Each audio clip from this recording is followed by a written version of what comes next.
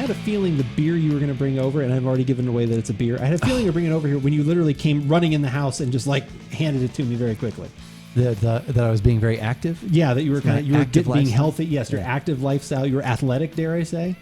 Oh, I was trying to channel my athletic self. You jumped over our For little sure. gateway to our house, which I was tucked and surprised rolled. at. Yeah, you did. Yeah. Oh man, it was. Yeah, amazing that I'm sitting here right now. But I felt it was important to at least portray that image. And that is what we've got. We've got an Athletic Brewing beer. For this Give It a Shot, I'm Andrew. And I'm Keith, and we are AboutBeverages.com. And the beverage that we're about today is the All Out Stout from Athletic Brewing Company. This is a non-alcoholic beer, and Athletic Brewing Company is located in San Diego and Connecticut. Yeah. So, yeah, on both coasts. They run back and forth. Yeah, that's what keeps them so athletic. It's true. They have a pretty great website actually that describes all these and these and actually when I say these, we're just trying one today, but I was bequeathed a 4-pack by my brother-in-law a week or so ago, actually a week ago, while we were recording other stuff. He gave me the alert, hey, I left something that ties into the active lifestyle on your porch, and lo and behold, actually I'd forgot about it. You're like, hey, quit peering in my house. And forgot about it, and it was actually Pocket the next day. He was like, there was beer on our porch. I was like, oh yeah, that's from your brother. That's literally the dream, beer appearing on your porch. Beer appearing on the porch. Like, that's right. Like, please, like that's that is right. the ultimate dream. But yeah, 0.5% alcohol, because they do have to say that. This one they specifically point out as extra dark for a stout, and it has won several awards. Recently, last year at some beer championships and best craft beer awards and things like that. So this beer is not without some merit. If you want to see another one that we tried by them, you can watch the full length podcast archive. If you're not here with us on Thursdays, that's up on YouTube, of course. We did their porter, but you can go look at that if you want to see what that's about. But this is the stout. This is the stout, and actually, when you poured it, there was a head. I mean, it's a beer. It's a non-alcoholic beer, and to look at it, you would think, okay, that's a dark beer. Mm-hmm. So, and that's we've tried out non-alcoholic beers over the years. I don't know, maybe one or two for a podcast. Yes. And just in general, but this is kind of cool, trying something that's on the darker side for the non-alcoholic. So. Yeah, usually it's been the lighter things, ambers, like I said, even some IPA type things.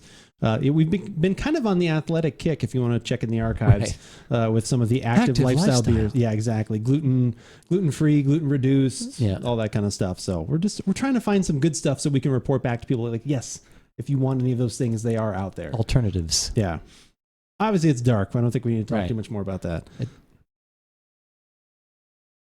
I get kind of like milk or semi-sweet or dark chocolate and but malted milk, like almost like if you made a malted milkshake where it's got that kind of malt powder kind of aroma in there. Little coffee. There's definitely, I got the coffee again, which maybe since we just tried one of these, obviously not for a podcast, but we had one before. I don't know if that's just in my brain, but yeah, I do get a little bit of coffee, a little bit of malt, and a hint of chocolate in there. Yeah. Nothing like overwhelming or it's like, oh wow. Yeah. But just that's what's there. Yeah, that's one of the notes blended into there, but it smells good. Yeah. Solid. Yeah. Okay. Yeah. So I'm going to say from the description on the outside of the can where it says extra dark, I may have misinterpreted that, and I was thinking a little bit extra heavy. Yeah, it's very thin. It is, very thin. It's very thin. It's almost a little watered down. There's like a little copper penny on it. There is a little something metallic in there. Yeah, there's a little something metallic in there. Yep. Some of those coffee notes at the back, like I'm getting a little bit of that. A little chocolate maybe coming around the side, lightly, but and there's a little. I'm getting a little sweetness on the little residual there. Right. What was the alcohol in this again? 0.5. Yeah. Oh, okay. I'm feeling that one. No, I'm just kidding. Yeah. That's what we should have done. It is April Fool's Day. We're recording this. We should have been like getting tanked on non-alcoholic beers. That would be funny. But yeah, like it's, I thought there was going to be a little more to it. Like I wanted more body. Extra dark, and getting some of the coffee in there. I thought there might be a little more roasted. A lot of those flavors that I got in the aroma are there, but they're like even more muted, and they feel like they're only just kind of hanging out at the back kind of half of my palate. Like I'm not getting a lot. And so non-alcoholic, because the alcohol part of the beer comes from the grains, right? Right.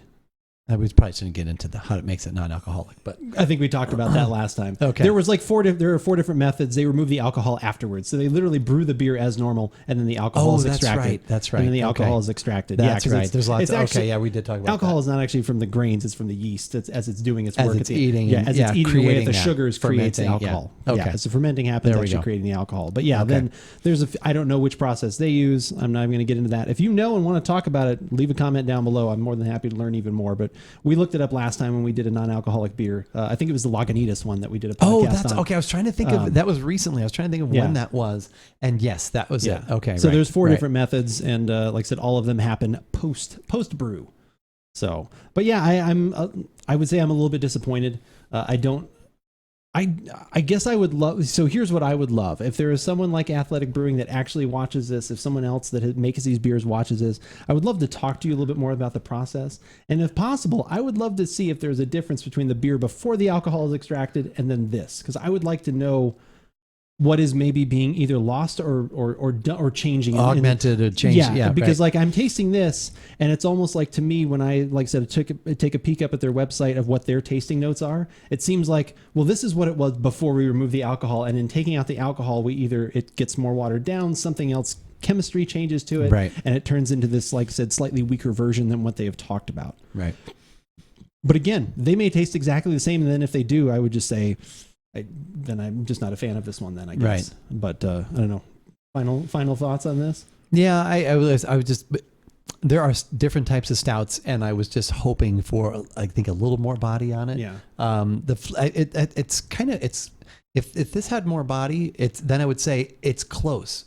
I'd still want some of those flavors in there to come out a little bit more. Yeah. I think with the flavors being somewhat subdued, and then without the body there, it just doesn't quite get there for me. I would agree. But hopefully what can get there for all of you, because it's on the internet, is our website, AboutBeverages.com. That's where you can check out all of the tasting notes that we've done in the past, all of the beverage reviews, the podcasts, the stories, the recipes. All those things are contained on the website. Every little bit, even before we did video only stuff like we do. Well, not video only, but since now we do video and audio. Yes. Back when we just did audio. That's the way to say it. That's right. If you only want the latest videos, I totally understand that. Definitely subscribe on YouTube. We would appreciate it. You can get all the latest stuff there, and also get a little reminder when the new stuff comes out.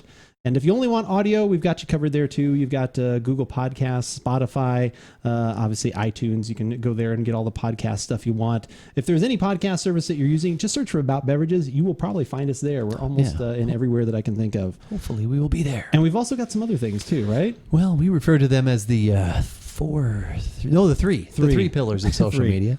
Those being Facebook, Instagram, and Twitter, which is what we use most often.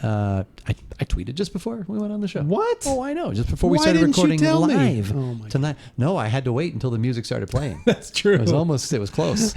I almost got a little ahead of myself, but most Thursday nights we go live on twitch.tv/AboutBeverages, and we record podcasts. Andrew just pushes the record button, and now the whole thing goes up on YouTube. But we'll let you know when we're about to be live. Also, Andrew keeps you up to date on what he's doing, what he's drinking throughout the week using Twitter. That's how you can, like I said, keep in touch with About Beverages. But as we always say, whether we like it or not, you should try it. You should give it a shot.